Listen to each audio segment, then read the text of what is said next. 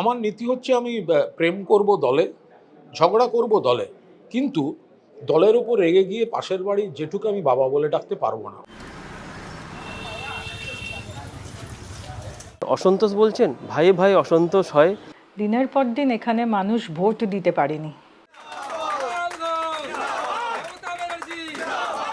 আর আমি বলি ইয়ে ডর हमें अच्छा लगा।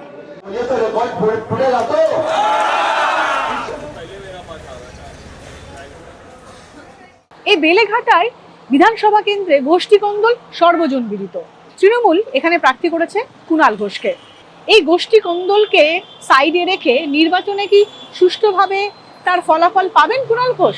আমি এই গোষ্ঠীকন্দল বিষয়টা বিশ্বাসই করি না। এত বড় দল, কোনো ইস্যুতে কোনো বিষয়ে মানুষ মাত্রই মতভেদ হতে পারে, যে কোনো বাড়িতে হয়, যে কোনো অফিসে হয়, যে কোনো ক্লাবে হয়, কিন্তু এই 8টি ওয়ার্ডের যারা কাউন্সিলর এবং নেতা, তাদের অধিকাংশের সঙ্গে, কার্যত সকলের সঙ্গে আমার একদম ব্যক্তিগত, মানে অলোকদাকে আমি বহু যুগ আগে থেকে চিনি। জীবনদা আমার দাদার মতো। কার সঙ্গে কি মত পার্থক্য আছে কি নেই আমি এর মধ্যে ঢুকবো না, কিন্তু এদের প্রত্যেকের সঙ্গে আমার ব্যক্তিগত স্তরে সুসম্পর্ক। যা কিছু ব্যক্তিগত তাই কি রাজনৈতিক? ব্যক্তি সম্পর্ক দিয়ে কি রাজনীতির সমীকরণ মেলাতে পারবেন প্রার্থী কুণাল ঘোষ? পরেশ পালের সরে যাওয়া কেন্দ্রে নিজের পালে হাওয়া টানা আদতে কি কুণালের কাছে অ্যাসিড টেস্ট? পরেশদার সঙ্গে আমার দীর্ঘদিনের সম্পর্ক, ফলে আমি নমিনেশন ঘোষণার পর প্রথম পরেশদার কাছে গেছিলাম। পরেশদা আমাকে আশীর্বাদ করেছেন এবং পরেশদা আমার প্রচারেও বেরোবেন। চ্যালেঞ্জের চোরা স্রোত আছে। চ্যালেঞ্জের মুখোমুখি হতে পিছপা হন না কুণাল। প্রথমে ছাত্র পরিষদ, পরে তৃণমূলের সঙ্গেই ঘরকন্না। তবে সারদা কাণ্ডে সব ওলটপালট। মমতা বন্দ্যোপাধ্যায়ের সরকারই গ্রেপ্তার করেছিল দলের একান্ত অনুগতকে। কুণাল সাময়িক সরে গিয়েছিলেন, তবে হারিয়ে যাননি, হারও মানেননি। আনুগত্যের পরীক্ষায় উত্তীর্ণ হয়েই যেন প্রমাণ করেছেন এভাবেও ফিরে আসা যায়।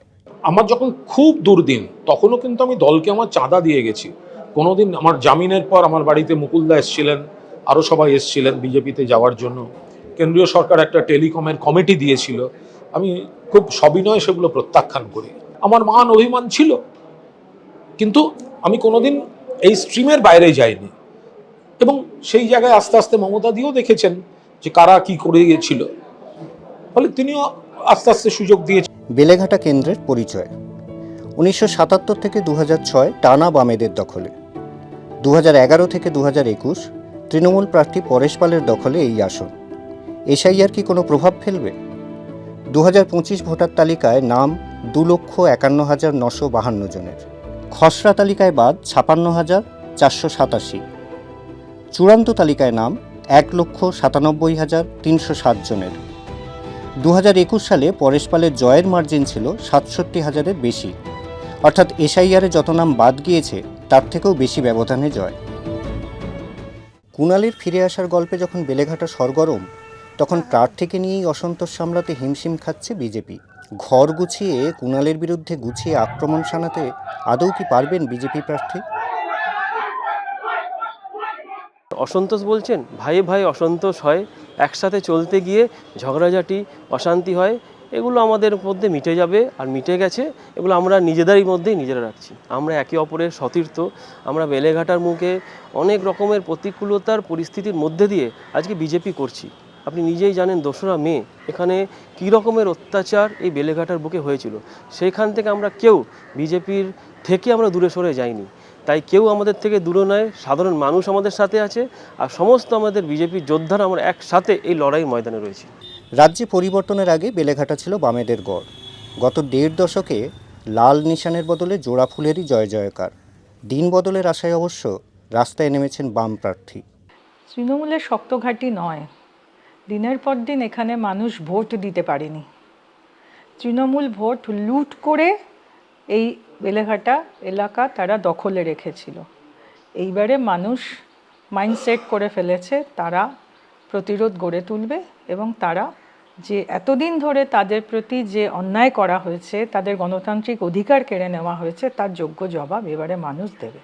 বিরোধী শিবিরের নিজের মতো প্রস্তুতি আছে, তবে প্রচারের আলো অনেকটাই যেন কেড়ে নিয়েছেন কুণাল। বিড়ম্বনাও অবশ্য আছে।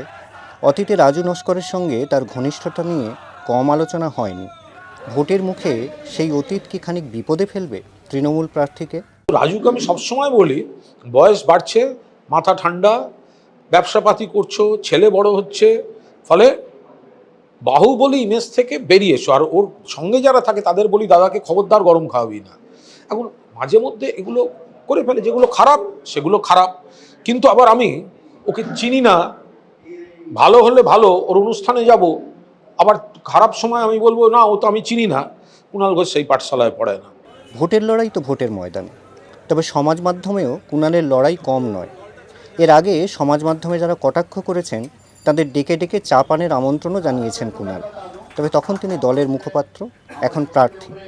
সমাজ মাধ্যমে নিজের জেলে যাওয়ার ছবি দেখে ভরা চরিত্রে কি মাথা গরম হচ্ছে প্রার্থী কুণালের? আমার জীবনে একটা জেল আছে, তো সেটা তো আমি অস্বীকার করছি না। শুধু বামেদের 14 গোষ্ঠীর যে ক্ষমতা নেই, সেটা হচ্ছে জেলে থাকাকালীন আমার লেখা উপন্যাস আনন্দবাজার গোষ্ঠীর পুজো সংখ্যায় ছাপা হয়েছে। আমার 5টা বই, আমাকে এখনো তার মানুষ কেনেন বলে আমি পয়সা পাই। তো এগুলো তো বামেরা জানে না। আমাকে যতক্ষণ নীতিতে আক্রমণ করবে আমি উত্তর দেব, সেটা পারে না, আমাকে ভয় পায়, তাই আমাকে ব্যক্তিগত আক্রমণ করে। আর আমি বলি ইয়ে ডর हमें अच्छा लगा।